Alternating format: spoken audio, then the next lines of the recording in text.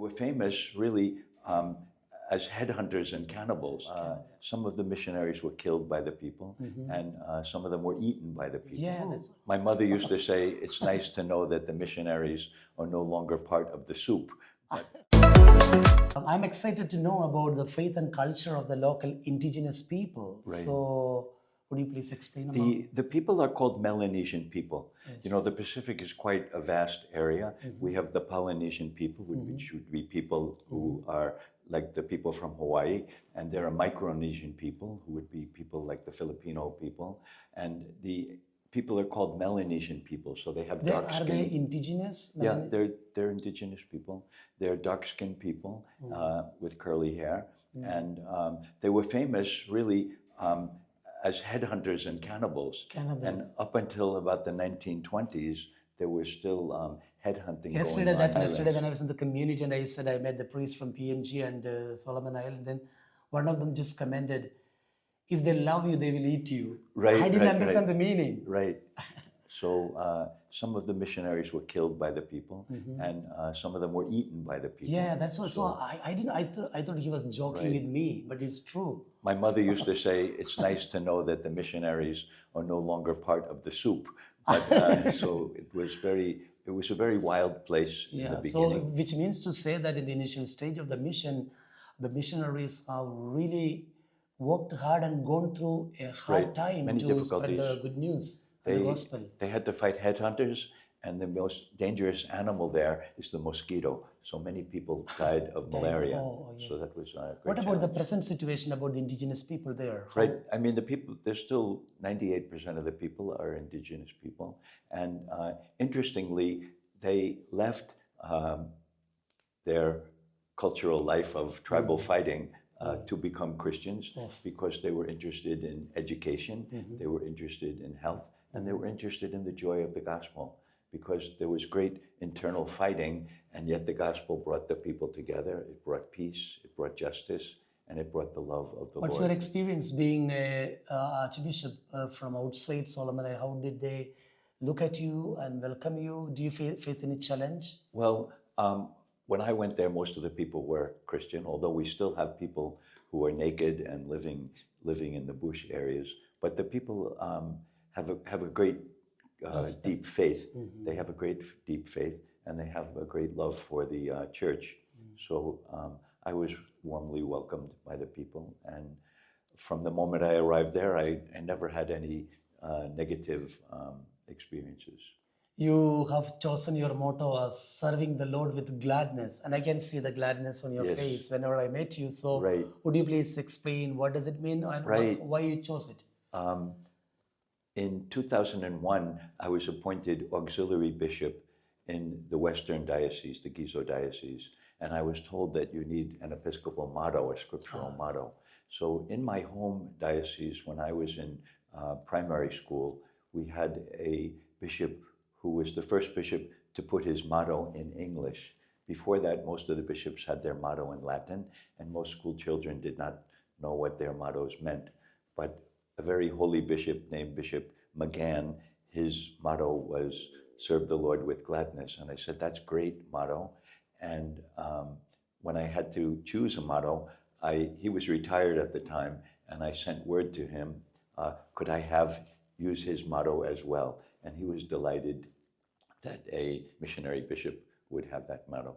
And the reason I chose it is that when you serve the Lord with gladness, it helps you to serve the community and God's people with joy and with the joy of the gospel. It reminds me the apostolic exhortation of Pope Francis, Evangelium Gaudium. Right, right. The gospel of joy. The gospel of joy.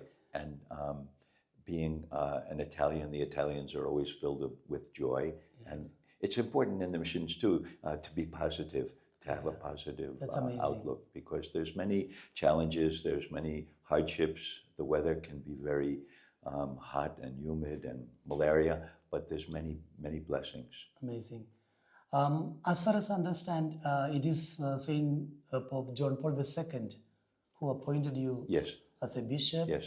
And I think Archbishop also, as a bishop. I was appointed Archbishop in 2016. That was Pope Francis. In 2016, yes. Yes.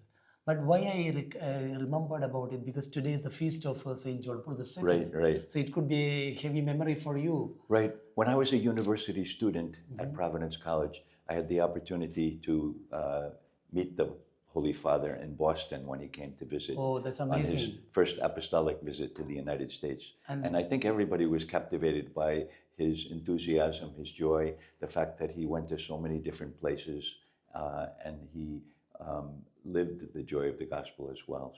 It was Pope Leo XIII who made a structural shape to the archdiocese you're serving there.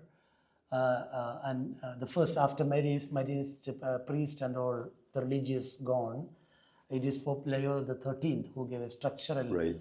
So we have Pope Leo XIV.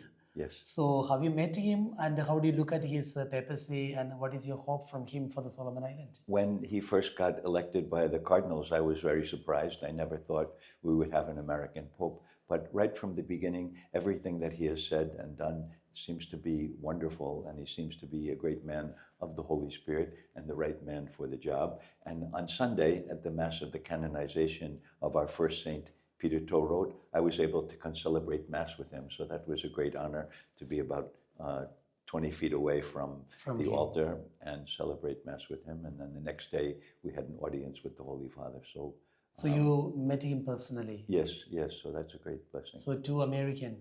Right. They came together. Right, right. One more question I would like to ask is that Pope Francis appointed you as the Archbishop of Honoris.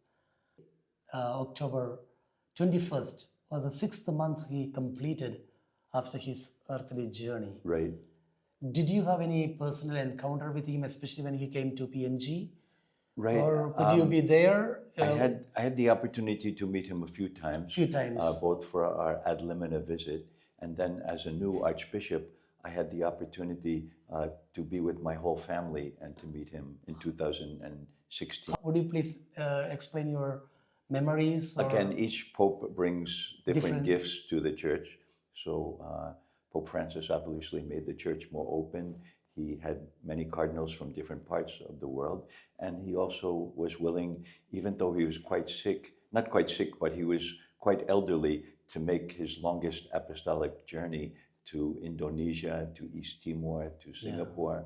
So even though he was not in fantastic health, he was a man to go out to the people. And I always say he seems happier when he's outside of Rome than when he is inside Rome. So it is said that, I think that was one of the reasons, even when he was slowly recovering from that health issues, took a special permission from the doctor, to greet and meet the people. Right. If you remember that last greeting of the public audience in the Vatican Square, in such a heavy critical situation of his health, still despite that he took a decision to go out to the people. That was always Francis. Yes, he was definitely a man happy to be with the people, and that's a great blessing for the Church. Yes. And now we have a new style.